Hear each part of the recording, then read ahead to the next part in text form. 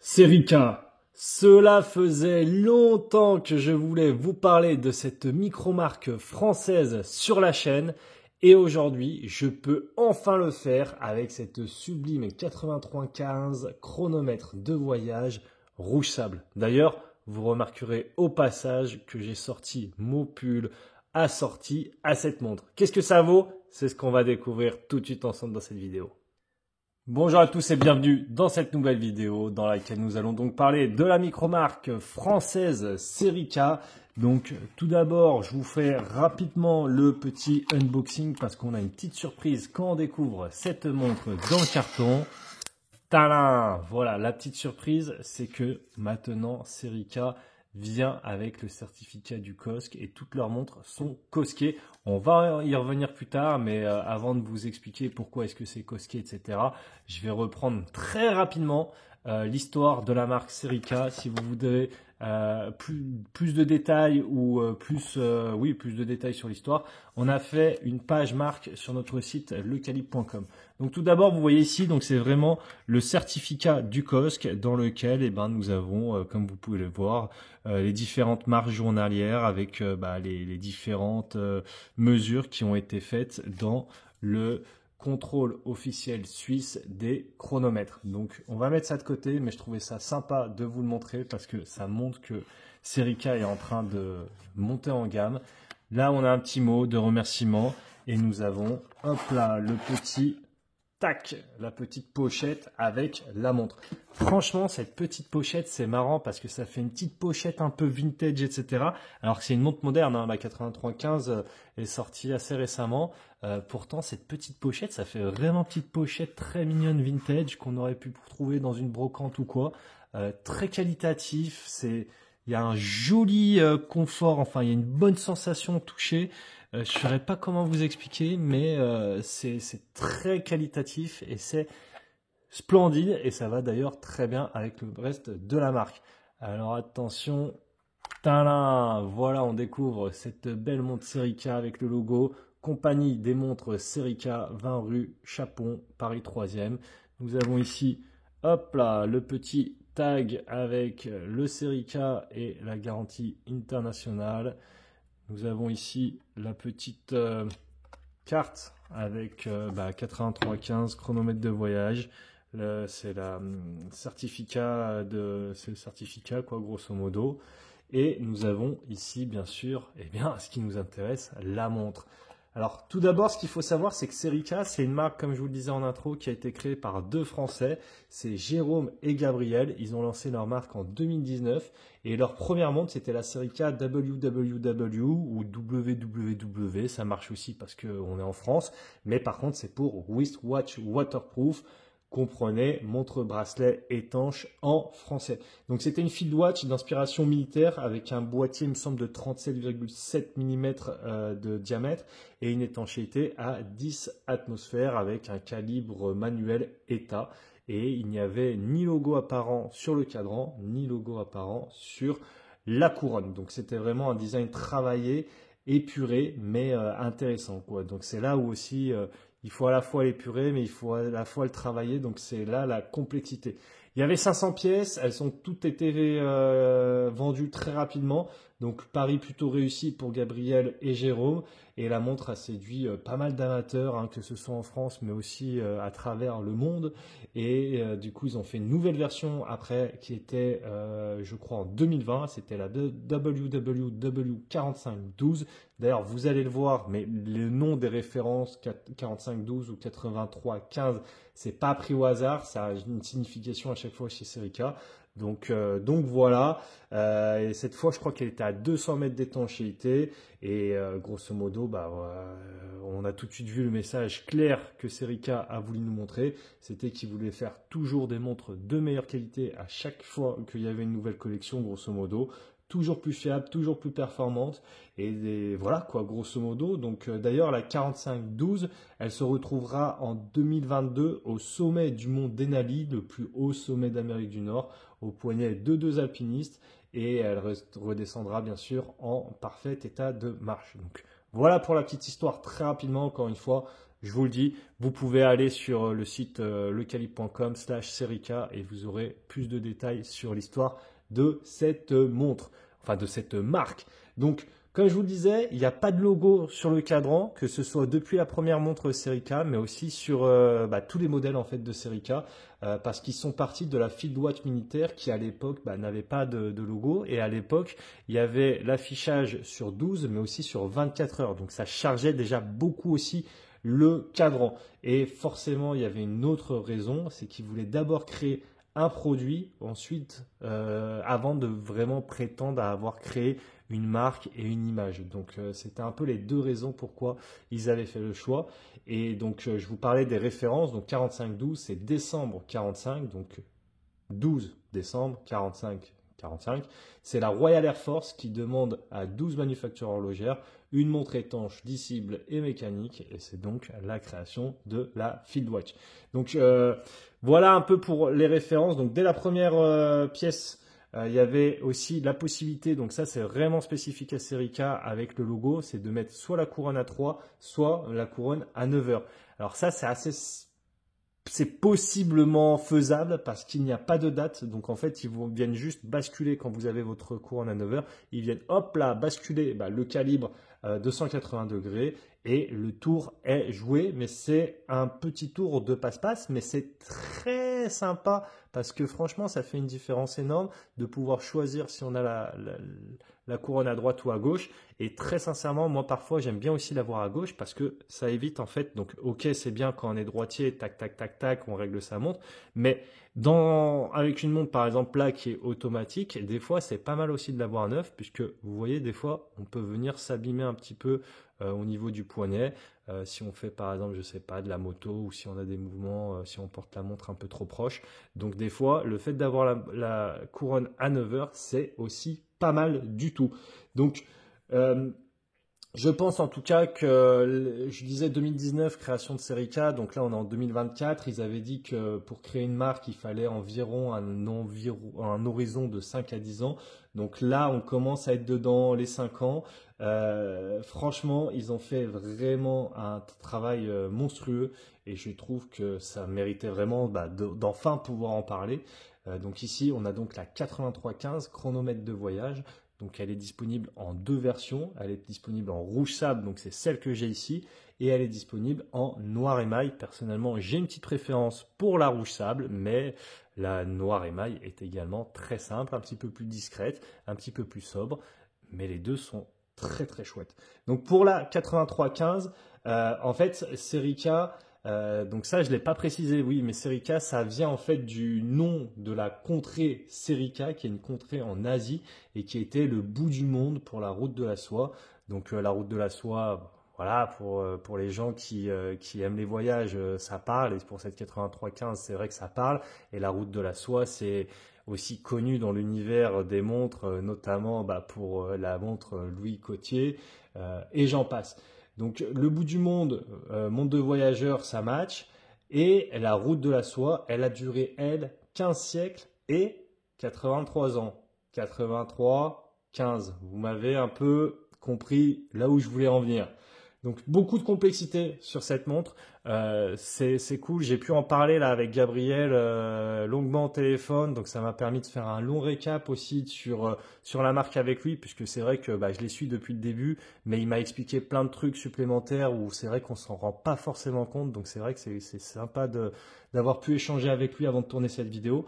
Et par exemple, il y a un truc qui me disait qui était pas facile du tout à faire sur cette montre, c'était la complexité sur l'insert céramique qui est biton mais qui est aussi monobloc. Donc c'est très dur parce que tu dois en fait faire cuire la matière en un seul coup, mais par contre en fait il y a deux couleurs. Donc tu dois cuire en même temps mais à deux températures différentes. Et c'est là où il y a toute la complexité. D'ailleurs, petite chose assez sympa, c'est que normalement en fait les lunettes de GMT c'est sur 24 heures. Alors celle-ci elle est bicolore, mais elle se voit quand même pas tellement. Vous voyez là, si elle est bicolore, de 6 à 18 et de 18 à 6. Et elle est aussi bicolore, mais elle est surtout, pardon, sur 24 heures. Ici, sur la série K, ils ont fait le choix de la mettre sur 12 heures. Donc ça change un peu. C'est vrai que c'est la première fois que je vois un insert comme ça GMT sur 12 heures. Alors des fois, ça se fait, mais ça se fait pour les lunettes dual time, et c'est en fait de 1 à 12. Là, en fait, ça va, vous voyez, ça va de 6 à 6, quoi, grosso modo. Donc ça, j'ai jamais vu. Et donc on a le ante-méridiem, donc avant midi, hein, c'est du latin, et le post-méridiem, ante-méridiem et post-méridiem, donc après midi tout simplement. Donc après, on se sert de la lunette comme une lunette de GMT classique, mais on a l'après-midi ou le matin au lieu d'avoir sur 24 heures. Donc c'est aussi très sympa. Donc comme je vous le disais, cette montre, elle vient avec son certificat COSC. Maintenant, c'est la norme en fait chez Serica. Ils veulent vraiment passer toutes leurs montres Serica avec la certification COSC. Donc ça, c'est intéressant également. J'en profite pour vous montrer là que sur le cadran, on voit qu'il y a chronomètre qui est lisible.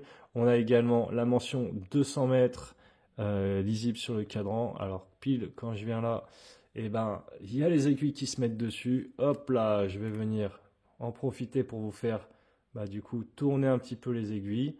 Et nous avons la mention chronomètre et la mention en périphérie à 18 heures qui est écrit Serica Suisse. Donc on va y revenir plus tard, mais c'est vraiment une marque avec 60% de Swiss Made, et c'est quelque chose qui est assez intéressant pour être souligné. Donc il y a une chose par contre qui est vraie, c'est qu'on va y revenir plus tard, mais ce calibre, c'est un calibre Soprod, donc c'est donc un calibre suisse. C'est un calibre qui est mécanique, à remontage manuel. Par contre, il y a une petite chose que je n'aime pas trop sur ce calibre. Enfin, c'est pas que j'aime pas, mais c'est que c'est dommage. C'est que là, je suis en position 2 pour les heures.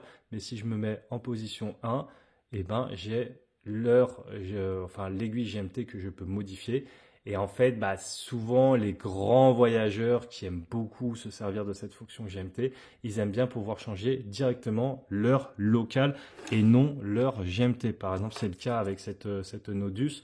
Je vais venir pouvoir changer uniquement l'heure locale. Donc là, hop là, vous voyez, je peux venir changer uniquement l'heure locale, ce qui est quand même un petit peu plus pratique. Mais bon, c'est aussi, je pense, un choix de calibre. À mon avis, ça faisait trop augmenter les coûts. On n'oublie pas que ce calibre, il est cosqué, donc ça demande aussi des coûts supplémentaires. C'est un calibre Soprod, c'est le C125. Il y a apparemment une finition Côte de Genève, donc j'aurais bien aimé avoir des photos de la finition du calibre. J'ai pas osé ouvrir la montre parce que c'est une montre de près, donc j'ai pas osé l'ouvrir. Mais apparemment, il y a des finitions Côte de Genève, donc ça c'est pas mal aussi. 28 800 alternances par heure, soit 4 Hz, pour une réserve de marche de 40 heures. Donc ça c'est relativement génial. Qu'est-ce que je vais pouvoir dire de plus? Tout d'abord, je vous disais, c'est 60% de Swiss Made. Il y a forcément certaines pièces qui sont fabriquées en Asie. Et c'est une équipe, par contre, qui est française, qui cherche la production sur place. Donc ça reste dans un environnement français. Boîtier, c'est un boîtier en acier de 316 L, diamètre de 39 mm, corne à corne de 46,5 mm, épaisseur de 12,3. Alors l'épaisseur, c'est pas dégueu, 12,3, mais j'aurais peut-être préféré, moi, c'est un calibre mécanique manuel, un remontage manuel, et peut-être voir si on pouvait gagner 1 mm. Après, peut-être pas, je ne sais pas, mais 12,3 après, on les sent pas tellement. Mais en tout cas, voilà, je le précise. Et comme vous pouvez le voir, donc la couronne, elle n'est pas logotée, comme je vous le disais. Ça fait partie du cahier des charges aujourd'hui de chez Serica. Et elle est un petit peu oversize, donc ce qui permet une couronne d'une vraie tool watch avec une bonne prise en main. Il y a quelque chose que j'aime beaucoup sur cette montre, c'est talin, le petit N-Link ici. Alors déjà, vous voyez sur le boîtier qu'il y a un joli chanfrein, il y a des belles arêtes, le boîtier est vraiment bien travaillé, franchement. Regardez, de toute façon, il y a des détails de partout. Cette montre, elle paraît très simple quand on la voit, mais dès qu'on se penche un peu dessus, on voit qu'en fait, il y a pas mal de petits détails et c'est très intéressant.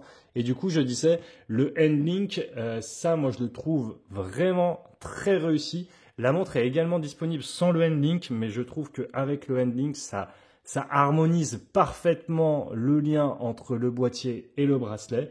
Et donc, le Handlink ou la pièce debout, hein, c'est vous qui voyez, avec cette espèce de guillochage sur le Handlink.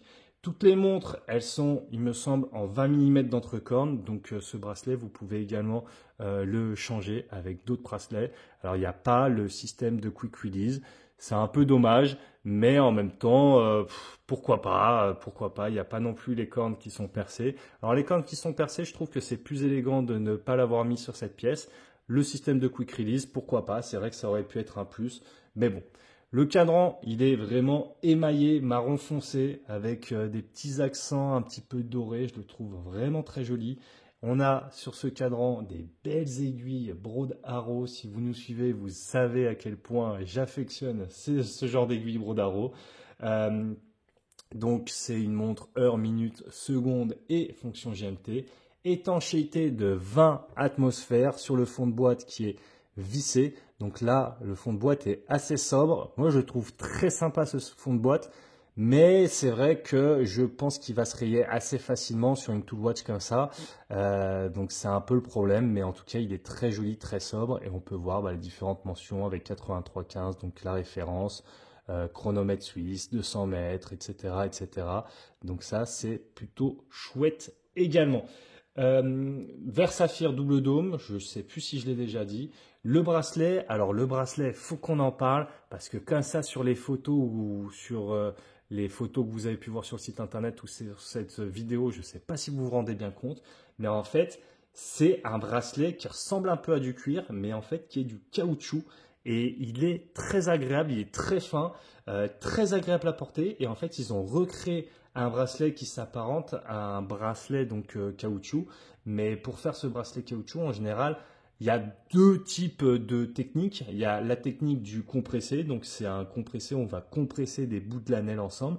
Et il y a la technique de l'injecter. Et c'est ce qu'ils ont fait, où en fait on vient dans un moule qui coûte apparemment assez cher de ce qu'il me disait Gabriel. Ils viennent injecter en fait de la matière directement dans le moule. Et c'est ce qui donne ce résultat qui est vraiment très sympa avec cette finition un peu pig skin, hein, comme ils disent. Donc comprenez peau de cochon. Et c'est très confortable et c'est également très résistant et c'est également un peu écolo hein, parce que ça ressemble à du cuir mais ça en est pas. Donc c'est pas du cuir d'animal, ça c'est sûr. Au niveau, je pense que ça fait déjà longtemps qu'on parle. Je vais finir peut-être sur la lume et sur le prix. Je vais aussi repasser la montre à mon poignet parce qu'on parle, mais c'est toujours sympa de vous remontrer la montre au poignet. Donc je rappelle, j'ai un poignet de 17 cm. Alors il y a un petit truc sur le bracelet aussi, c'est qu'on a uniquement un passant ici et généralement on a un autre passant. Ici il n'y en a pas. Donc moi c'est encore une fois j'ai un petit poignet donc c'est vrai qu'il est un peu serré. Peut-être que les gens avec un plus gros poignet auront moins ce problème. Donc ça dépasse un peu mais bon c'est pas dérangeant plus que ça. Il y a par contre cette boucle que je trouve terrible également. Franchement cette boucle avec le logo là comme ça de Serica, j'adore. C'est même pas ouais, c'est digne un peu des grandes marques quand tu commences à customiser un peu ta boucle vraiment comme ça en détail, c'est très sympa. Donc il y a des petits points, des petits trous dans le bracelet, donc un peu qui vient aérer aussi le poignet, ça c'est pas mal. Donc je rappelle 17 cm de tour de poignet. Et au niveau du prix, après je finirai sur la lume, on est sur un prix de vente de 1890 € et on est à 2010 € si vous prenez, je vous le recommande en tout cas, l'option avec les petits Handlink guillochés. Voilà. Dites-moi ce que vous en pensez dans les commentaires. Moi, en tout cas, j'adore cette marque. Je pense que je vais m'en prendre une dans ma collection un jour ou l'autre. Ça va pas tarder parce qu'elle me fait de l'œil depuis longtemps. Et depuis que j'ai celle-ci, je prends un malin plaisir à la porter. Ce que je vous propose maintenant, c'est le petit test de lume. 3, 2, 1. Hop là. Donc, voici la lume sur cette montre Serica. Franchement, la lume, elle est sympa comme tout, avec cette espèce de cible. Moi, ça me fait penser à une cible vraiment avec les Intex 3, 6, 9, 12 et en bâton et les petits points pour les autres heures. Très sympa. Voilà. En tout cas, je vous dis à bientôt les calibrés. N'hésitez pas à nous envoyer vos vidéos et vos présentations de montres. Ciao!